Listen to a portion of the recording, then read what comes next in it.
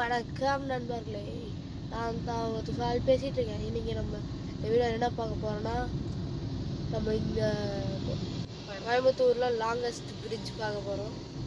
பார்த்தீங்களா, ஸ்பீடே 16லாம் போட்டிருக்கு. அதுக்குன்னு 16லாம் அமுத்திட்டு போயிடாதீங்க. ஸ்லோவாக தான் போகணும், ஸ்டெடியாக தான் போகணும். லெஃப்டில் பாருங்கள், எக்ஸிபிஷன்லாம் போட்டிருக்காங்க. செமையாக நான் சைடு வியூ இப்போ கவர் பண்ணிட்டு வரேன். பார்த்தீங்களா, அங்கே பேர்ட்ஸ் எல்லாம் பறந்துட்டுருக்கு. What a nice view. Okay, இப்போ நம்ம ஸ்ட்ரைட்டாக போயிட்டே இருக்கோம்.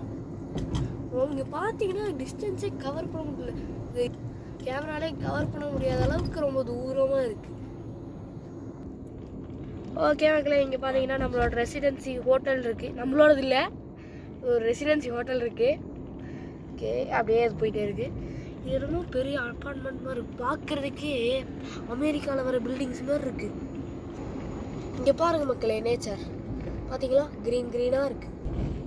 இது ஜிகேஎன்எம் இன்ஸ்டியூஷன்ஸ் நான் நினைக்கிறேன் மக்களே. இப்போ தான் நம்ம பிரிட்ஜோட ஹையஸ்ட் பாயிண்டில் இருக்கோம். அந்த பிரிட்ஜில் ஏறி கிட்டத்தட்ட சுமார் ஒரு 4 நிமிஷமாக இருக்குது. இன்னும் பிரிட்ஜு போய்கிட்டே இருக்குது. நீ எண்டே இல்லை போல.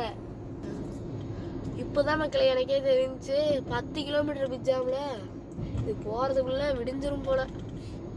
பக்கத்துலேயே ஏர்போர்ட்டுக்கு போகிறவங்களுக்கெல்லாம் இறங்குறதுக்கு ஒரு சைட் கேப் மாதிரி கொடுத்துருவாங்க. பாருங்கள், உங்களுக்கே தெரியும்.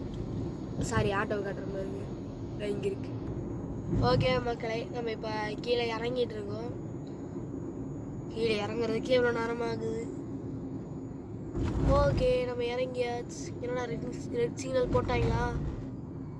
ஓகே, முடிஞ்சிருச்சு.